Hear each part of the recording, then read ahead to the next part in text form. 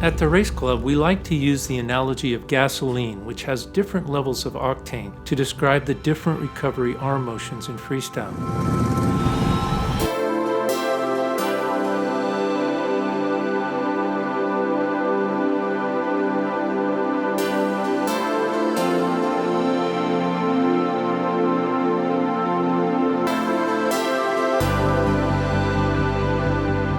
High-octane gasoline may cost more, but it delivers a higher level of engine performance than less expensive, low-octane gasoline. The same can be said of freestyle arm recoveries. So the other coupling motion in freestyle is the recovery of the arm over the water and entering the hand into the water. That motion, when timed with the pull, makes the pull stronger.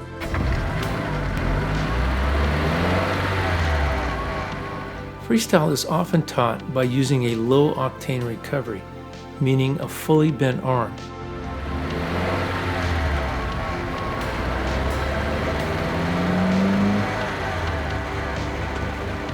And for a good reason.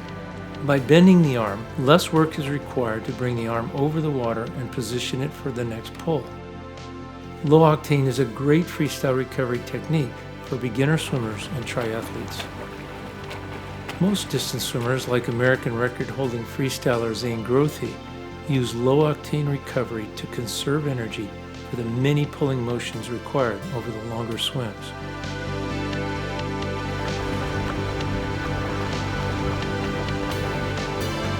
George Bovell was exceptionally good at using a low-octane recovery and driving his hands aggressively toward the water to increase his propulsion for sprinting.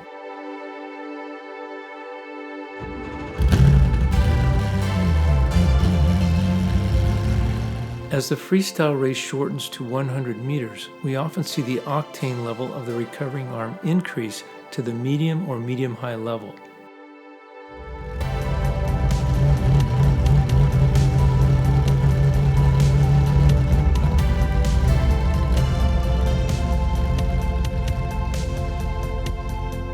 With this technique, the arm begins to straighten more and the height of the recovering hand increases over the water. As the hand is elevated higher above the water during the recovery, the amount of work required to get the hand back out in front increases. Why would we make the arm recovery harder instead of easier? To help us swim faster.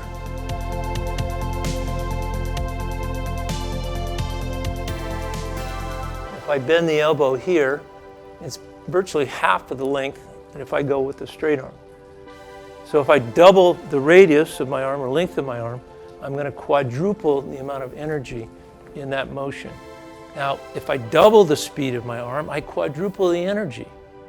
If I do both of those things, if I double the radius from here to here and I double the speed, I now have 16 times more energy in that motion than I do in a slow bent arm recovery. It can be very powerful. So that's why we see sprinters swimming mostly with a straight arm or a straighter arm, and we see more distance swimmers swimming this way with a slower stroke rate.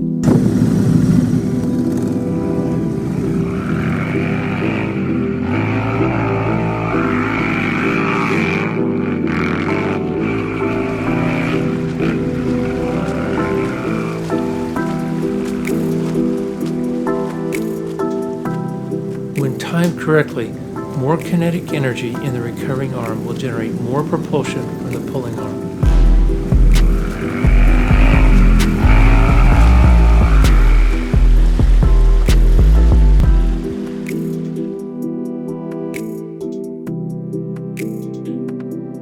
In order to generate even more propulsion, Amanda takes her octane level to yet another level with the recovering hand reaching a height of around 20 inches above the surface of the water.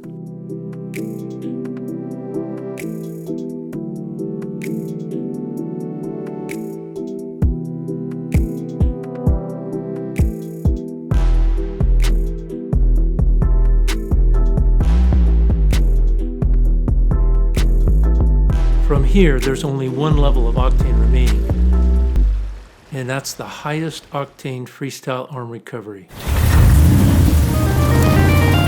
The highest octane level of gasoline is reserved for the high combustion engines. The resultant propulsion generated from these engines using high octane fuel is greater than with low octane fuel.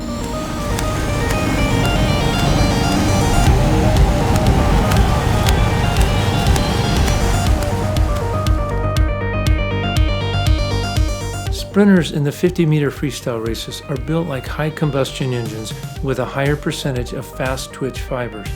We often see these sprinters using straight or nearly straight arms on the recovery. As the high-octane swimmer's hand drives hard down to the water, the kinetic energy of the recovering arm increases, leading to a greater propulsion.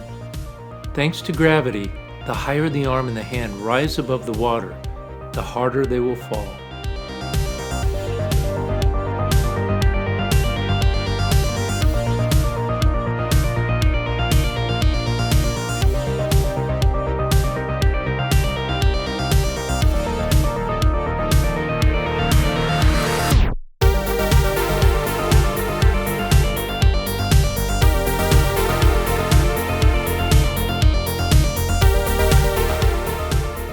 At the Race Club and in our upcoming subscription webisodes, we will teach you how to use the different octane arm recovery techniques using specially designed drills.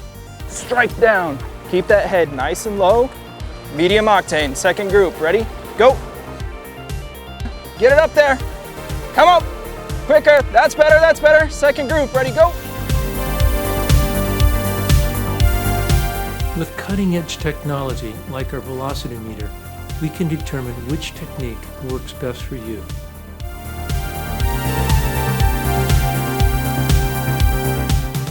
Whether you are a sprinter, a middle distance or distance freestyler at any age or of any ability, we will help you find the right arm recovery technique for your racing strategy.